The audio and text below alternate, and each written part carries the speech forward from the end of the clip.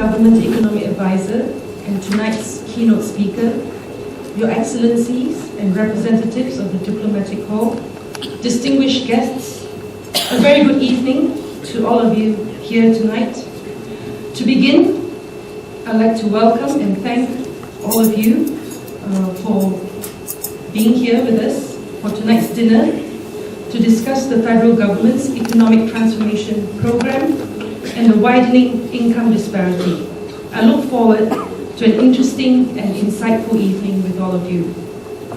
Ladies and gentlemen, that Malaysia has a high disparity between rich and poor in the region is not news. In fact, for much of the past decade, the UN Human Development Report has consistently listed Malaysia as one of the nations with the highest disparity in the region. But most of us do not need the UN or any economic measurement to tell us that the gulf is growing.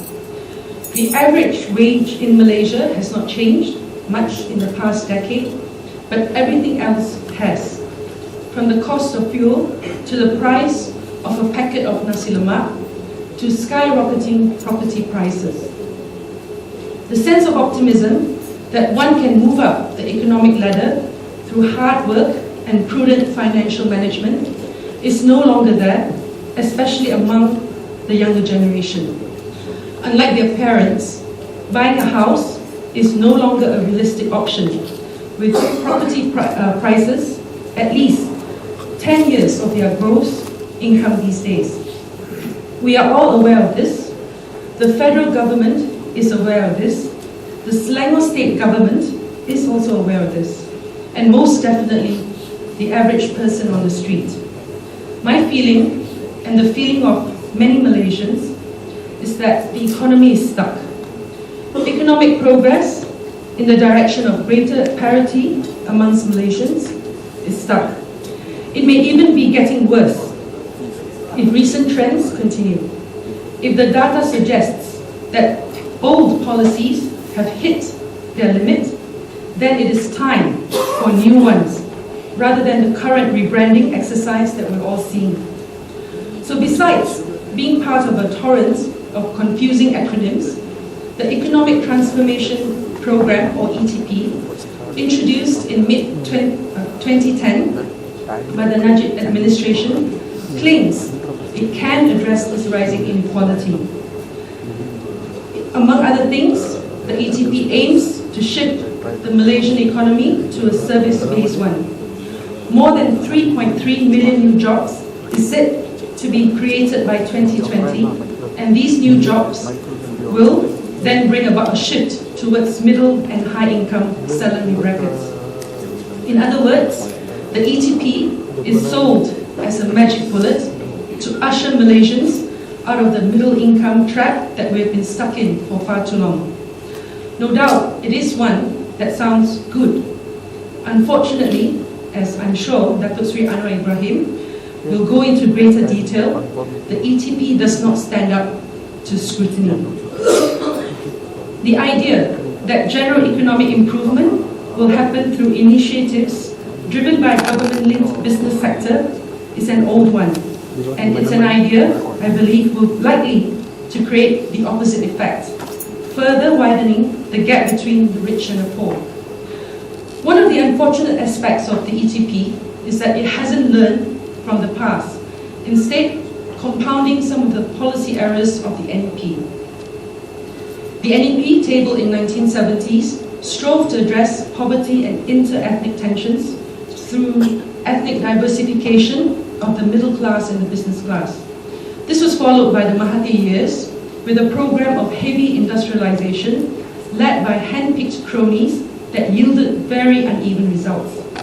Despite the concrete growth of the middle class, including the increase of Bumiputra entrepreneurs, the lasting economic impact of the NEP has been to concentrate control of Malaysian economy within the hands of a few politically linked businessmen. While inter-ethnic economic inequality may have declined to a point, resentment has arisen as a result of excessive politicization of business. As one of the prominent economists, Jomo KS, has observed in a UN paper, and I quote, associating improved inter-ethnic relations almost exclusively with reduced inter-ethnic disparities among the respective business communities and middle classes has indeed generated greater ethnic resentment and suspicion on both sides. The lingering impression led by the NEP and its successor policies has been that the federal government's economic development philosophy is as follows: that the creation of a rentier business class will address economic inequality in Malaysia. It is in fact a variation on a trickle-down theory, and in my opinion, I like to call it zombie economics, dead economics that should not be walking around still at this time. So the proverbial elephant in the room when we discuss the ETP is the crony capitalism that distorts the market and serves to enrich those connected to the political elite. The established tycoons, who are already tremendously successful, continue to reap a significant majority of licenses, contracts, and projects. The end result, I believe, is a worsening of the current situation. So the so-called National Key Economic Areas, or NKEAS, will result in greater opportunities for the wealthy and, most importantly, connected business tycoons. Should ordinary Malaysians be simply grateful that we have wonderful job creators, but what use are jobs created under the ETP if they continue to pay wages that do not correctly reflect the cost of living in today's society? There are no assurances that the current federal government, which has traditionally been hostile to the idea of minimum wage, will introduce one under the ETP. In Selangor, I'm proud to say that we recently announced a minimum wage for government-linked corporations under our jurisdiction. While we may not be able to make law in matters of wages, this effort aims to use our leverage as the state government to pressure the federal government, as well as to nudge the market forces to give workers a living wage. The initiative is part of our Selangor Coup, or translated to be My Selangor agenda. It derives this name because it was formulated out of a host of consultations for almost an entire year with our citizens. We are committed to being a responsible and responsive government. Thus, we looked to institutionalizing public participation and good governance into our policy formulation process.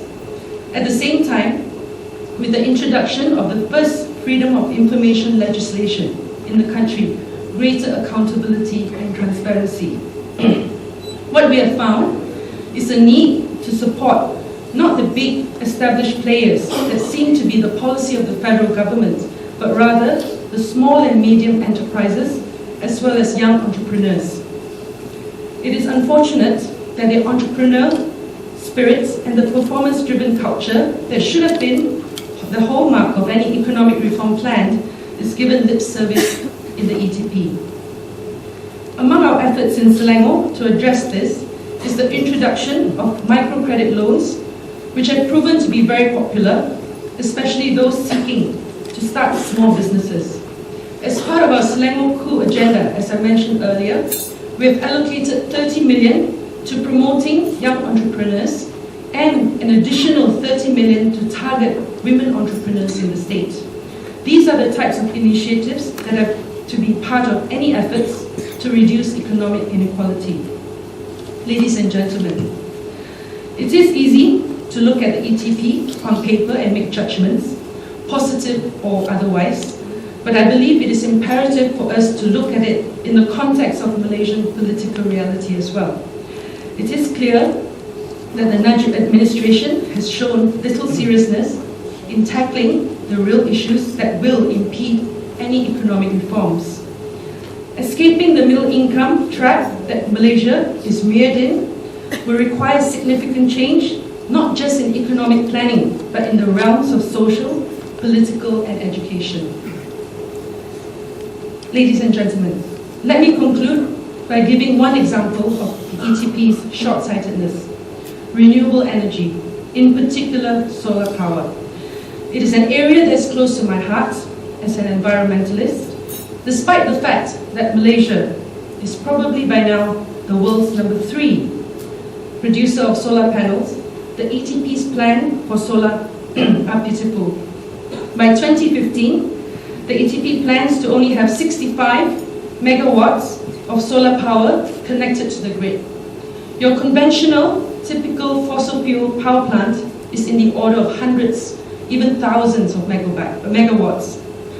Because of climate change, because of scarcer fossil fuel resources, because of the dangers of nuclear power, solar is a key strategic technology of the 21st century.